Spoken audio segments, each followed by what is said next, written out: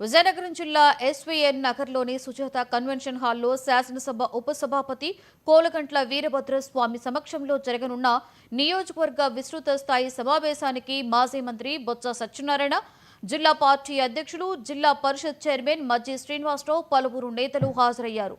బెల్లాన చంద్రశేఖర్, జిల్లా పార్టీ పరిశీలకులు కిల్లి సత్యనారాయణ ముఖ్య అతిథులుగా పాల్గొననున్నారు.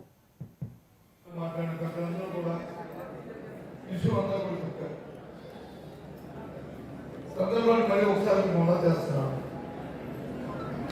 గత నెలలో 25వ తారీఖు నాడు మన పార్టీ అధ్యక్షులు, మన నాయకులు, మాజీ ముఖ్యమంత్రి జగన్మోహన్ రెడ్డి గారు సమావేశాన్ని పెట్టారు.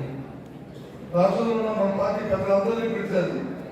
ఈ వేదిక మీద ఉన్న వాళ్ళందరూ కూడా, మీ అందరూ కూడా ఆ సమావేశం వెళ్ళినాయి. అయిన తర్వాత పార్టీ ఈ ప్రభుత్వం వచ్చి సంవత్సరమైంది. ఈ ప్రభుత్వం వచ్చి సంవత్సరమైన తర్వాత ఏదైతే ప్రజాస్వామ్యంలో, రాజకీయాల్లో ఇచ్చిన మాట నిలబెట్టుకోవాల్సిన ఆవశ్యకత ఉంది. మరి ఈ ప్రభుత్వం ఇచ్చిన మాట నిలబెట్టుకోవడం కాకుండా ప్రజా వ్యతిరేకమైన నిర్ణయాలు తీసుకుంటుంది. కాబట్టి కార్యాచరణ రూపొందించుకోవాలి, ఆ కార్యక్రమాన్ని ప్రజల దగ్గరికి తీసుకెళ్లాలి అని చెప్పి ఈ కార్యక్రమాన్ని తీసుకుందాం.